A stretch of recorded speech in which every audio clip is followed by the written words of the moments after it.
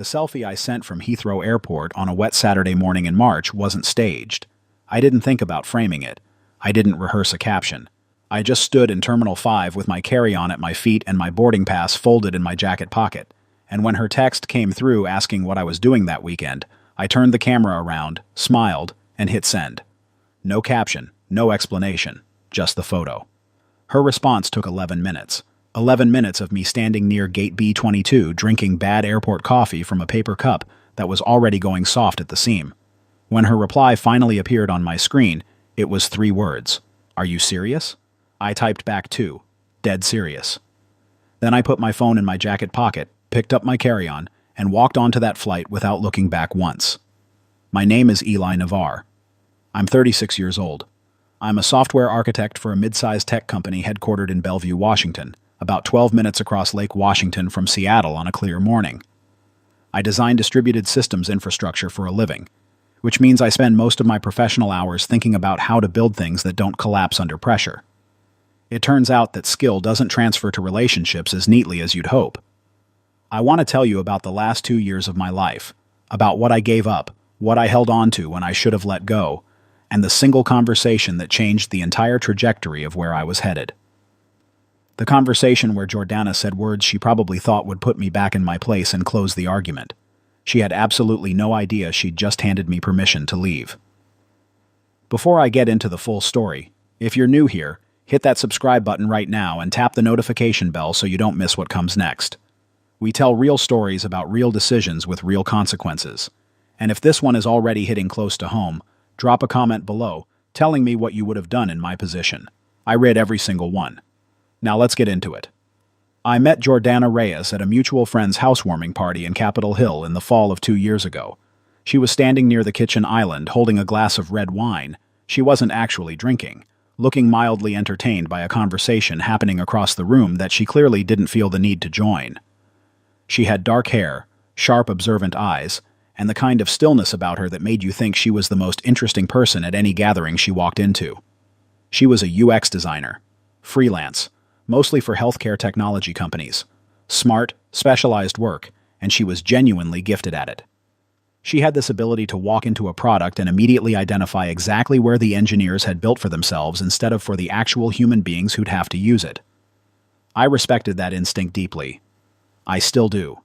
We talked for nearly 3 hours at that party, exchanged numbers, texted back and forth for 2 weeks before our first real date, which was coffee at Victrola on Pike Street, followed by a walk along the waterfront that stretched until the temperature dropped far enough that we had to admit the conversation was worth continuing somewhere indoors. We ended up at a Thai place on Broadway and talked until the staff started stacking chairs on the surrounding tables. By month 4, she'd left a toothbrush at my apartment in Belltown. By month 8, she was splitting her time between my place and her rental in the Central District. By month 12, we'd had the official conversation about looking for something together, one place, both our names on the lease, a real shared life. I was happy. Fully, genuinely, unreservedly happy, which is maybe exactly why I didn't register the early signs clearly enough. Cormac Sullivan entered the picture around the 14-month mark, though I didn't know his name yet at that point. I knew him as Jordana's ex, the one she mentioned occasionally in the careful, deflecting way that people mention significant things they're hoping you won't examine too closely. They dated for 2 years before me. Ended it, she said, because they wanted different things from life. He'd moved to Portland after the breakup. They'd stayed friendly. Friendly. That single word has done more damage to more relationships than any act of outright betrayal I have ever witnessed. The first time I knew Cormac was back in Seattle was a Thursday evening when I came home from the Bellevue office to find Jordana already dressed for dinner and not with me. She was wearing the emerald green wrap dress she reserved for occasions she privately considered important. "Cormac's in town for a work project," she said, applying lipstick in the bathroom mirror without turning around. "I'm going to grab dinner with him. Just catch up." I leaned against the doorframe. "How long has he been in town?" "He got in today." She capped the lipstick. "I won't be late." I said fine. Because it was fine. One dinner. Old friends catching up. That's a normal thing that happens between normal adults in normal friendships. She got home at 12:15 in the morning, which was also, in isolation, fine. But here's the thing you need to understand about me. I am not, by temperament, an anxious person. I don't spiral. I don't build conspiracy theories out of coincidences. I work in systems design, which means I solve problems through evidence, pattern recognition, and conclusions drawn only when the data actually supports them. The data started accumulating slowly. Cormac's work project in Seattle, which was supposed to run 2 weeks, stretched into a month, then 2 months.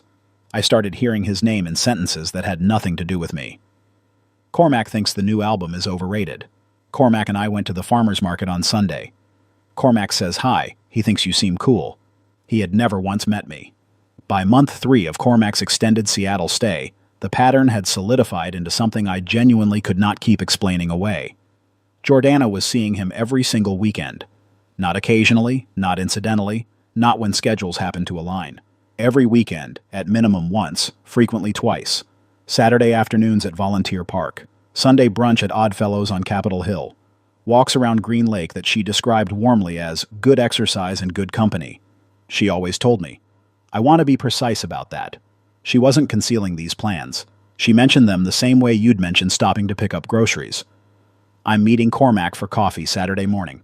Cormac got Sounders tickets. I'm going with him Sunday afternoon. As if I should find this unremarkable. I tried the direct approach. We were making dinner at home on a Wednesday evening, chicken pasta I was cooking while Jordana was theoretically helping but was mostly sitting on the kitchen counter on her phone. I set down the wooden spoon and asked her, as calmly as I could manage, whether she thought the amount of time she was spending with Cormac was appropriate given that we were in a committed relationship. She looked up from her phone. What's that supposed to mean? It means I'm wondering if this is still about catching up. Eli. She set the phone face down on the counter. Cormac and I have been close for years. Longer than we were actually together, if you think about it. I'm not going to end a friendship because you're insecure about it. Insecure. That word landed the way she intended it to. She knew it would. She was very precise with language. I'm not insecure, I said. I'm observant. Those aren't the same thing. You're manufacturing something out of nothing. I let it go, because I loved her, and because part of me wanted badly to believe I was wrong. I called my mom, Patrice, that weekend. She lives in Tacoma, about 30 minutes south of Seattle, on a typical day, in the same house on South 12th Street she's been in since I was in high school. She's a retired English teacher with the rare ability to hear exactly what you aren't saying. Tell me what your gut is telling you, she said. Not what Jordana said. Not what I thought I should think. What my gut was telling me. My gut was telling me this wasn't nothing. Then pay attention to it, Patrice said simply, and pay close attention to her. I paid attention. What I noticed over the following 4 weeks, Jordana became slightly harder to reach on weekend mornings. Not unreachable, but delayed. Texts that used to come back in minutes sat unanswered for an hour or more. She started leaving the apartment earlier on Saturdays and returning later in the afternoons. She stopped mentioning Cormac's name as freely, which paradoxically made his presence more noticeable, not less. And in the evenings, she was more emotionally distant. Not cold exactly. More like someone living with one foot in another room. Present physically, but partially somewhere else. I was running very low on ways to tell myself this was nothing. The conversation happened on a Sunday afternoon in February.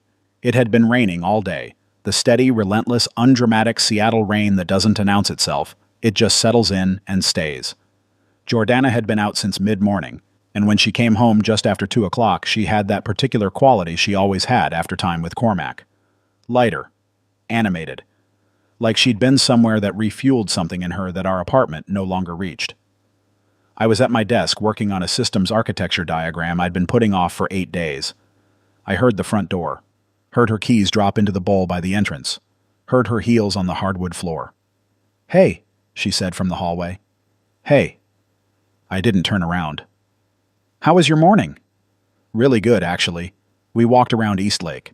Found this little bakery on Eastlake Avenue East we'd never noticed before. Their almond croissants are genuinely incredible. We. I registered the pronoun. Who runs the bakery? I asked it lightly. She paused half a beat. Cormac and I went. Right. I saved my work, turned my chair around. Jordana, I need to have a real conversation with you. She was still standing in the living room doorway with her jacket on, one hand in her pocket. Something shifted in her expression. Not guilt precisely, more like preparation. Like a person bracing for a conversation they've been half expecting. I've been patient about this, I said carefully. I've genuinely tried not to be the kind of partner who makes demands about who you spend your time with. But we've reached a point where you're spending more weekend time with Cormac than you are with me, and I have to be honest with you about how that lands. Eli, let me finish. I wasn't raising my voice. I was choosing every word the way I'd choose a load-bearing component in a system build. Nothing careless, nothing extraneous. I'm not telling you what to do. I'm telling you what I'm experiencing, and I'm asking you to be honest with me about what's actually happening between you two. Jordana crossed her arms. Something hardened in her face. Not defensiveness exactly, more like a door swinging shut. Nothing is happening, she said. Cormac is my friend. He has always been my friend. I'm not going to stand here and justify a friendship to you every time you feel threatened by it. There was that word again. Threatened. She had a whole vocabulary designed to reframe my legitimate concerns as personal inadequacies. I'm not asking you to justify it, I said. I'm asking you to consider whether what you're doing is fair to us. What I'm doing, she repeated, and her voice carried a distinct edge now, is maintaining a friendship with someone I care about. And if you can't trust me to do that without turning it into a crisis, then maybe we have a much bigger problem than Cormac. I looked at her steadily. What kind of bigger problem? She held my gaze without flinching. If you don't trust me hanging out with my ex every weekend, maybe we shouldn't be together.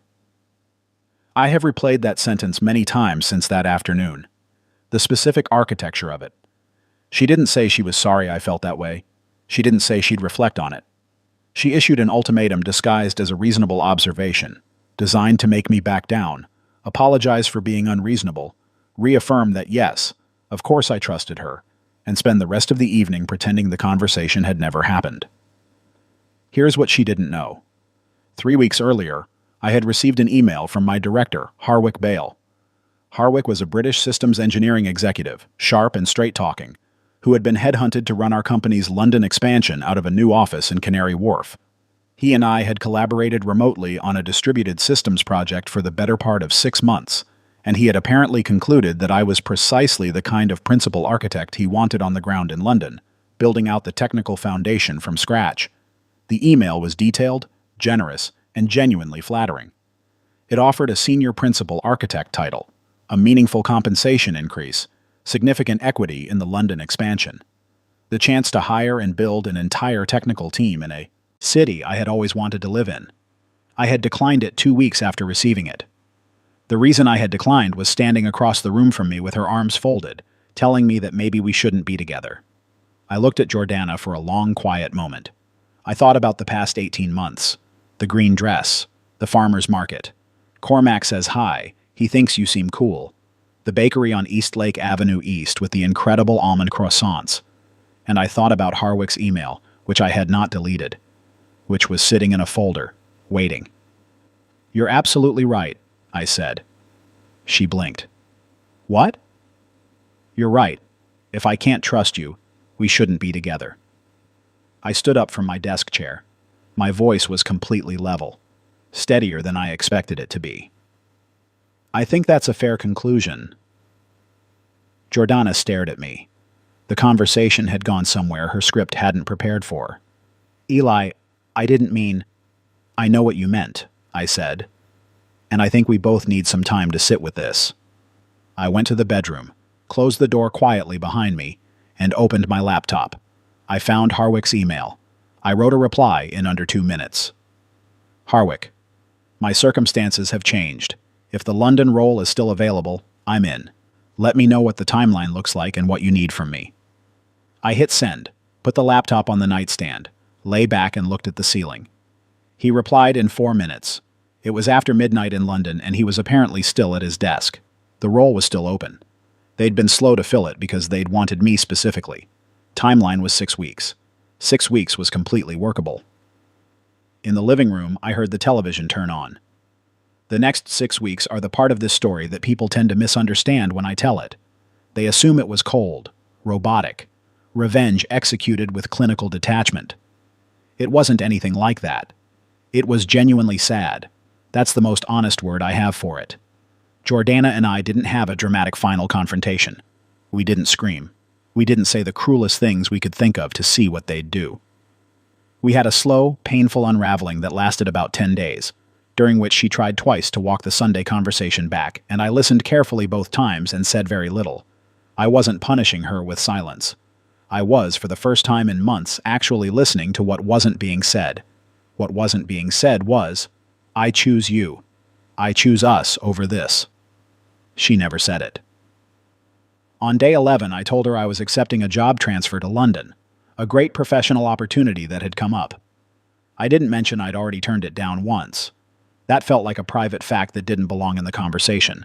She went quiet. Then she asked how long I'd known about it. "A few weeks," I said.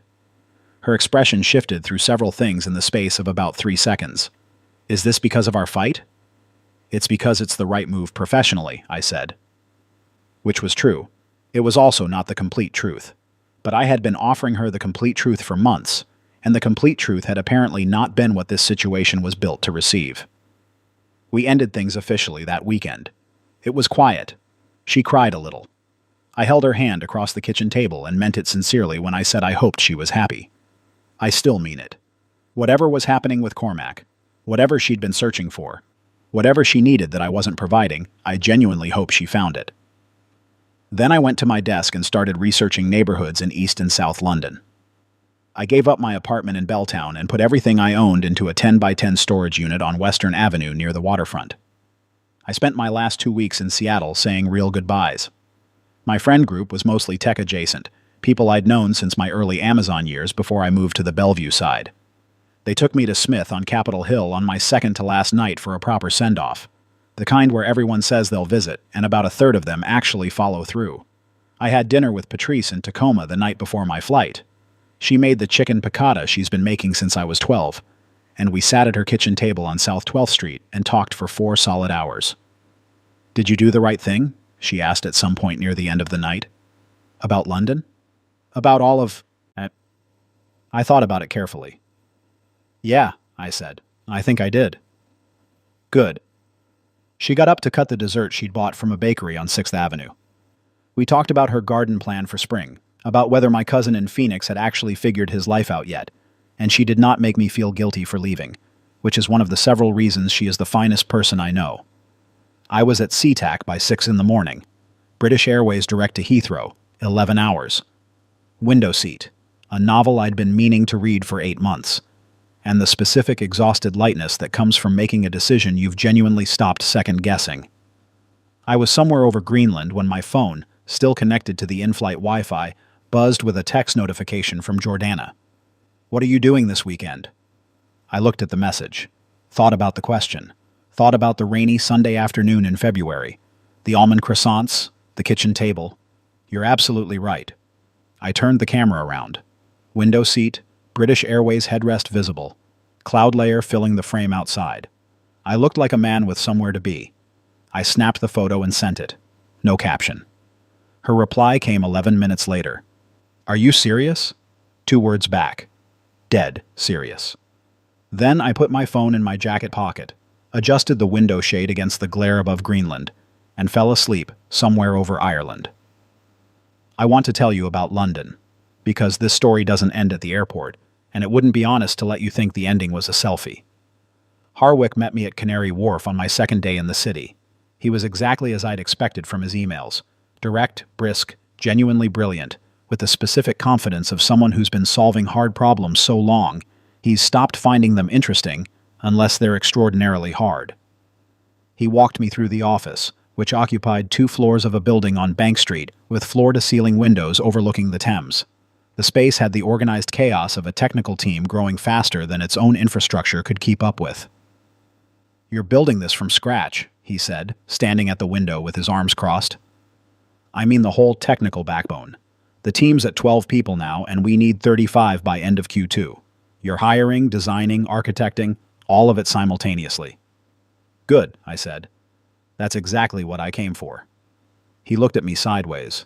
"You turned this job down once." "I had different circumstances." "Circumstances change."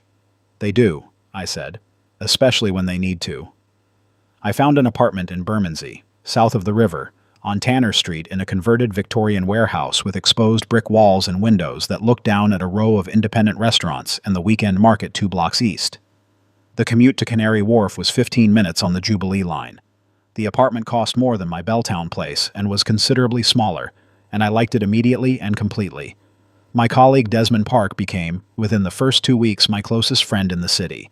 He was a Korean-British infrastructure engineer who had been at the London office since it launched 8 months prior, which meant he'd been carrying the technical responsibilities of 3 people for the better part of a year, and was both extremely sharp and visibly, palpably relieved that I had arrived. We went for pints after my first full week at the Grapes, a wood-paneled pub near the office on Narrow Street that had been in continuous operation since the 1700s, and felt like it. "The architect they were considering before you," Desmond said, turning his glass slowly on the bar, "backed out 6 weeks before the start date. Harwick had to run the technical decisions himself from November onward." He looked at me evenly. "Let's say I'm glad you're here." We built something genuinely good over the following months.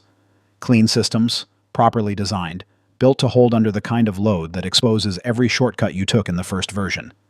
I assembled the team carefully, hiring for how people thought and asked questions as much as for pure technical skill. By month 4, we had a code base that didn't surprise us with its own behavior, and a team that trusted each other in the specific, functional way that good engineering teams need to. London itself did what London does, which is to say it resisted easy, love and rewarded patience. It is loud and cold and expensive and occasionally baffling and permanently magnificent. I walked everywhere I could manage. I learned the tube lines in my sleep. I found a coffee shop on Bermondsey Street run by a man named Alec who made an Americano that I became genuinely dependent on by week 3. I started running along the Thames in the mornings when the weather made it even remotely viable, which in London is less often than you'd expect. And I started cooking properly for the first time in years because Borough Market and the Bermondsey Saturday Market made it feel genuinely criminal not to. I was building a life, a real one, built to my own specifications, on foundations I had chosen myself. Jordana texted me one more time about 6 weeks after the airport photo. "I heard you actually moved to London." "I did," I replied. "Was any of this because of me?" I sat with that question for a while, because I believe in honesty more than I believe in strategy, and the honest answer was genuinely complicated. "The opportunity was always there," I wrote back. "I turned it down the first time because I wanted to make things work between us. When you said what you said on that Sunday, I understood for the first time that I'd been prioritizing a relationship that wasn't prioritizing me back, so I stopped declining the things that were actually good for me." She read the message. The read receipt appeared immediately. 3 hours passed. When she replied, she wrote, "I think I made a mistake. I read it twice. I thought about the kitchen table, the chicken pasta, the green wrap dress, the bakery on Eastlake Avenue East. I think we both made mistakes," I wrote back, "and I think we both had to make them to understand what we actually needed. I hope you're genuinely doing well, Jordana. I mean that." She replied, "I hope you are too. That was the last time we spoke."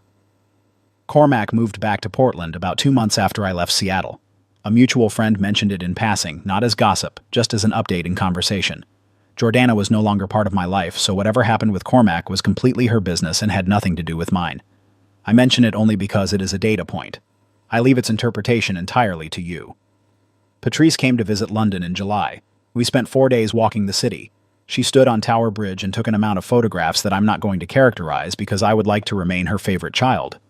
We had dinner one evening at an Italian restaurant on Bermondsey Street that Alec from the coffee shop had recommended with unusual conviction, and we talked the way we've always talked, about everything and nothing and everything again.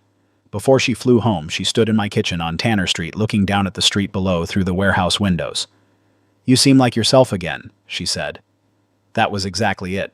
Not happy in the performed anxious way, not fine in the way people say fine when they're not. Myself. Recognizably, solidly, genuinely myself.